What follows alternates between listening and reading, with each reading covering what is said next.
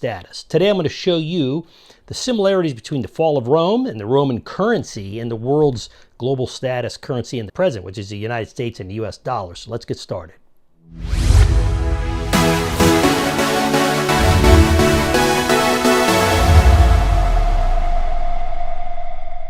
Everybody, welcome to Reason for Truth. Truth comes first, reasons come last, but we're always and constantly learning, because we stop learning, stop teaching, or at least stop teaching well, and the world is going way too fast, so we have to be constantly teaching. So we have to be constantly learning. All right, listen, an article by Schiff Gold, published May 13th, 2024, by Schiff Sovereign LLC, great company, co-founder James Hickman, in an article entitled "Why the Dollar Will Lose Its Status as the Global Reserve Currency." Hickman compares the fall of Roman Empire, and the demise of the currency of the world's tier one currency. That used to be the currency of Rome, right? Of Italy. But now it's the currency of America. Same principle here. Today I'm going to share this article simply because I couldn't write it better myself. I found it to be one of the best predictors, I think, of the falling American dollar as the world's default currency that's out there. It's probably one of the best explanations, but I'll also say that, do I think, tomorrow I think it's going to collapse? It's probably going to happen over time. It's just natural. Every single fiat currency that's ever been put into place, which means it's not really backed by some kind of metal, has always failed, and there's been done plenty of times, many times. So, as a disclaimer, this is not an advertisement or paid promotion for Schiff Gold or Schiff Sovereign, which is an outstanding organization. Totally call over there and they'll help you out, but that's another story. Nota bene, which is Italian for note well. I'm sharing this with you today because I believe this is one of the better, if not again, accurate accounts showing things yet to come in light of the past as it relates to the demise of the American dollar here forward into the future, and how you could take this, and I think it should instruct you on how to prepare. But let's get started. Looking at the past fall of the Roman Empire as the world power and the world's currency, let's rewind and look back to the time. Take a look at Rome in the early 1400s. And this is what he wrote. By the early 1400s, the Roman Empire was coming apart at the seams and in desperate need of a strong, competent leader. Sounds familiar. In theory, Honorius, Roman's emperor, who died in 438 at the age of 38, by the way, should have been the right man for the job. As the younger son of Theodosius, an emperor from 379 to 395, and Aemilia Flagella, Honorius, boy, what names, huh? Was elevated to the rank of Augustus by Theodosius in January 23, 393, and became sole ruler of the West at the age of 10. It's kind of young, upon his father's death on January 17th, 395. Now, his brother, Arradius, was the Eastern emperor. So you could see how you get a little nepotism splitting the kingdom up. Born into the royal household in Constantinople, Honorius had been groomed to rule from youth, practically since birth, by the finest experts in his realm. So even as a young man, Honorius had already accumulated decades of experience, yet Rome's foreign adversaries rightfully believed Honorius to be weak, out of touch, divisive, and completely inept. Boy, some things haven't changed in thousands of years. Okay, he had entered into bonehead peace treaties that strengthened Rome's enemies. He paid vast sums of money to some of the most powerful rivals and received practically nothing in return. See this today. He made virtually no attempt to secure Roman borders, can't make this stuff up. He made no efforts to secure Roman borders, leaving the empire open to be ravaged by barbarians. And inflation was high. Taxes were high. Economic production declined. Roman military power declined. And all of Rome's foreign adversaries were emboldened. I would say if you took everything I just said, put it in a box on the left, this is speaking of Rome, and then you put America on the right, you could probably check every box is equal to each other. That's just making the case for today's thesis, okay? So as a casual observer, it would have almost seemed as if Honorius went out of his way to make the empire weak. One of Rome's biggest threats came in the year 408 when the barbarian king Alaric invaded Italy. imperial defenses were so non-extant as to the point as ancient historians described Alaric's march towards Rome as unopposed and leisurely. In other words, he just rolled over until he rolled in and leisurely took over Rome as if there was some kind of festival rather than an invasion. Alaric and his army arrived in the city of Rome in the autumn of 408 AD and immediately positioned their forces to cut off any supplies. No food could enter the city, and before long, imagine that, no food in an Italian city, wow. And before long, its residents begin to starve. Historians have passed down horrific stories of cannibalism, including women eating their own children and in order to survive. I haven't validated any of that, but I'm sure that's very true, independently anyways. During the early period of Honorius's reign, the Vandals, the Alain, the Suebies, plundered Gaul, 406, and then crossed into Spain. The imperial defenses deteriorated to such an extent that they would not even rely on Rome for reinforcements against the tribal incursions. And on August of 410, the Visigoths, under the Alaric, occupied Rome. And Honorius, what he did, he fled to Ravenna, which is a city today. And that's what happened. A lot of the oligarchs, they did just fine. They moved out of Rome and just went to live out in the countryside. Matter of fact, just so you know, I'm from D.C. A lot of these people, almost all these people in D.C., matter of fact, I say all of them, just unless I'm sure there's maybe a couple that have just done the same. They get places elsewhere so they can make a mess of the situation and, well, just in case, I'm out of here. Which is smart, but the question is, you shouldn't be the person, if you're the person making the mess of everything or in charge, you shouldn't have that option. That's my opinion. So what had happened was that rather than send troops and fight, Honorius agreed to pay a massive ransom to Alaric, including 5,000 pounds of gold, 30,000 pounds of silver, and literally tons of other real assets and commodities. The equivalent to today's money, adjusted for population, by the way, would have been about billions of dollars, which I would say, since this article, it may even be in the trillions, similar to that of the U.S. released, right? Remember, Iran gave them all that money as a prisoner swap last year.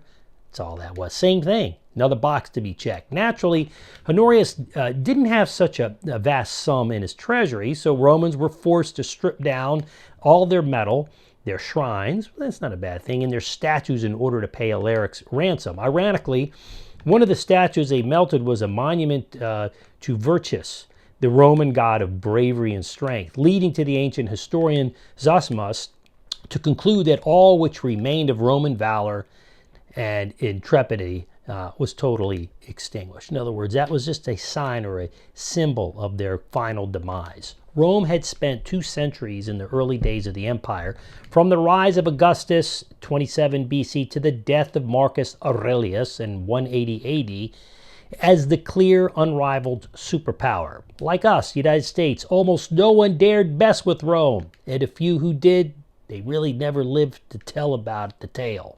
Modern scholars typically view the official fall of the Western Roman Empire in the year 476, but it's pretty clear that the collapse of Roman power and prestige took place decades before, when Rome was ransomed in 408. When they sacked it, then it was sacked in 410. It was obvious to everyone that the time that the Roman Empire no longer had a grip on its own power and the power over others. And before long, most of the lands in the west of Rome were once dominated. Italy, Spain, France, and Britain, North Africa, they were all under the control now of various barbarian tribes and kingdoms. The Visigoths, the Ostrogoths, the Vandals, Franks, Angles, the Saxons, the Burgundians, the Berbers, etc. They all established independent kingdoms, and for a while there was no dominant superpower in Western Europe.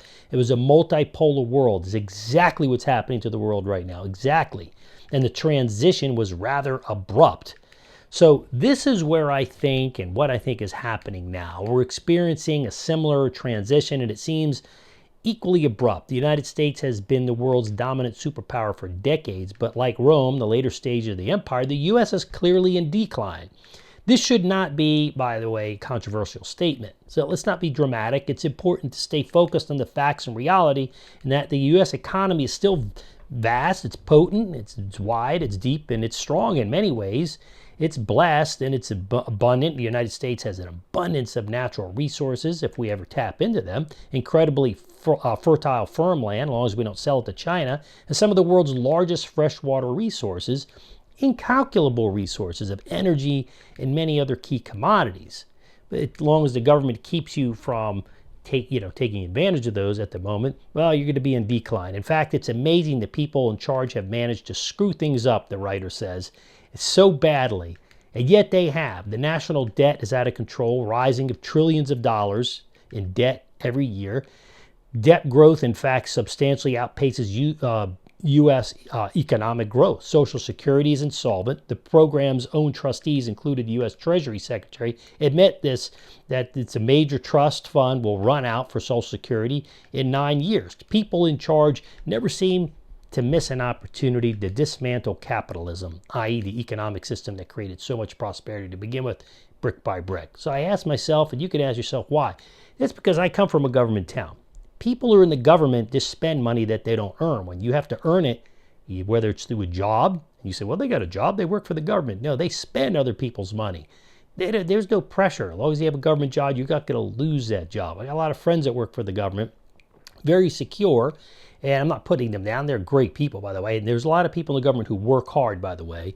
But governmental working in general, this is true. But there's also, get back to the article, there's also ubiquitous social crisis, public prosecutors who refuse to enforce the law, really. Weaponization of the justice system, the southern border fiasco, declining birth rates, extraordinary social divisions that most recently evidenced by the anti-Israel, protests, and most of all, U.S. constantly shows off its incredible dysfunctional government that manages to agree with anything, from the budget to the debt ceiling. Hey, what the heck? The president has obvious cognitive abilities, reported by many, makes most of bizarre decisions, this is what the writer's writing, to enrich America's enemies. And these problems, are they fixable? Yeah. Will they be fixed? Maybe. But as we used to say in the military, he writes, I wasn't in the military, this is what he's saying, hope is not a course of action. Great quote. Plotting this current trajectory to its natural conclusion leads me, the writer, to believe that the world will enter into a new barbarian kingdom paradigm in which there is no dominant superpower. Certainly there are a number of rising rivals today, but no one is a superpower enough to assume the leading role of the world. China has a massive population, yes, and a huge economy, but it has way too many problems. There's no obvious challenge that no one trusts the Communist Party. So most likely China will not be the dominant superpower. India's economy, which will eventually surpass China's, has even a bigger population, but India isn't even close to the ballpark of being the world superpower. And then there's Europe. Combined, it still has a massive economic and trade union, but it's also it's in major decline. Multiple social crises, low birth rates, migrant invasion. And then they have the energy power, crisis. But there's also the energy powers like Russia, Iran, Saudi Arabia, Indonesia. That they are far too small to dominate the world, but they have the power to menace and disrupt it, right? The bottom line is that the U.S. is no longer strong enough to lead the world and keep adversarial nations in check, and it's clear that other countries are already adapting to the reality. Earlier this month, for example, China successfully launched a rocket to the moon as part of the multicultural decade mission to establish an international lunar research station. And by 2045, China hopes to construct a large city-like base along several international partners with them: Russia, Pakistan, Thailand, South Africa, Venezuela, Belarus, and Egypt, including Turkey, Nicaragua, and Central America, and also interesting in joining that. So it's pretty remarkable given how many nations are participating, even just nominally. So yet the U.S. isn't part of the consortium. We weren't invited to the party. So this would have been unthinkable just a few decades ago. But today, the rest of the world realizes that they no longer need America funding, leadership, and expertise. So we can see similar examples elsewhere, most notably in Israel and Ukraine. And I believe one of the next shoes to drop, he writes, will be the U.S. dollar. After all, if the rest of the world doesn't need the U.S. for space exploration, they can ignore the U.S. when it comes down to World War III. That ever happens, God forbid, then why should they need the U.S. dollar anymore? The dollar was the clear, obvious choice as the global reserve currency back when America was the undisputed superpower.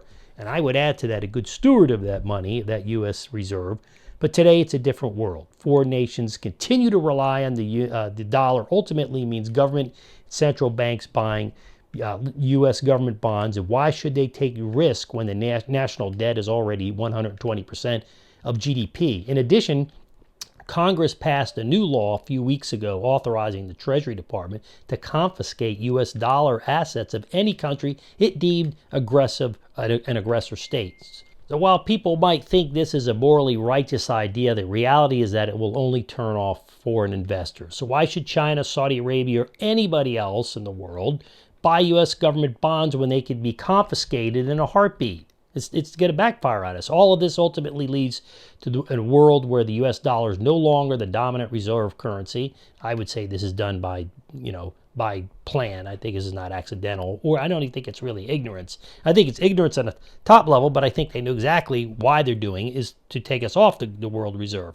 We already started to see signs of that shift, and it could be in full swing by the end of the decade. Listen, the author closes with this. He says, "To your freedom."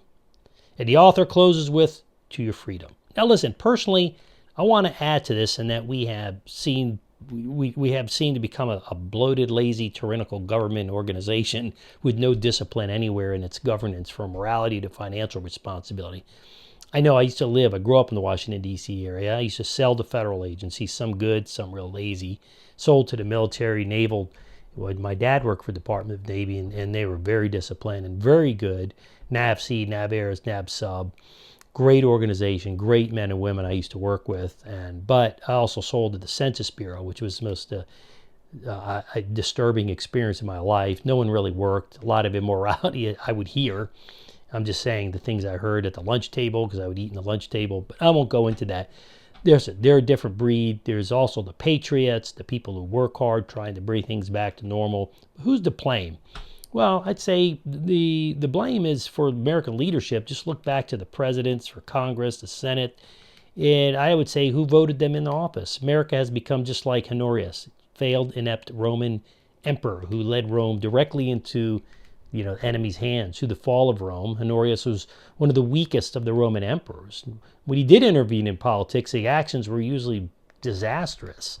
Thus, as we see today, as if he had been obstinate in rejecting terms offered by the Alaric before 410. Now, Rome might have been spared the Gothic occupation, but it didn't, mainly for stupid decisions. There are a number of possible solutions and outcomes, by the way, none of which can bring America back as a world superpower, sole superpower, one of many.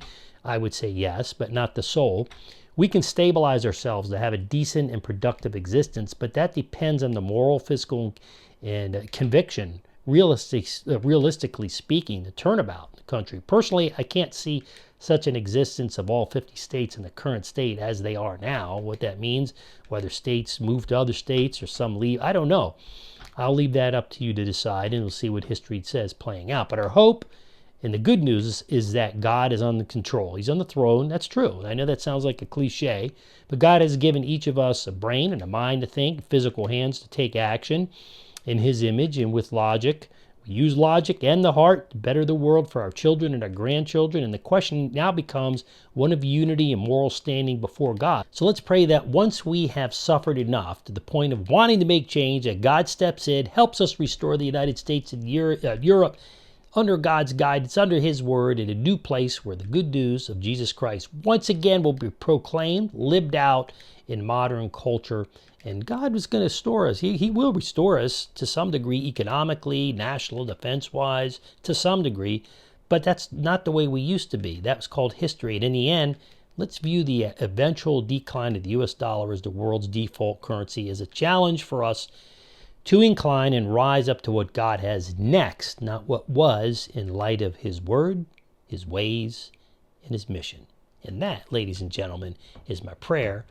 That's my own 2 cents towards the end there. And check that article out if you want to Google it. God's blessings to you. You want to learn more? I did a whole course on equippedacademy.com, or you can go to christianonlinetraining.com. It's called Gold is God's Money. Highly recommend that. Very affordable, packed full of quizzes, and you'll learn a lot. Besides that point, hey, listen, I want to do a couple things. Make sure, boom, you go ahead, share this with your friends, man. They'll tell them about it. Help us. That's the way you can help spread the word. Share this with others. Make sure you go ahead, like. That'll help us. A little thumbs up if it's that one of those. And also do one thing, subscribe. Boom, Gancio Sinistro. Bam, Italian, Sicilian right hook. Gancio Sinistro.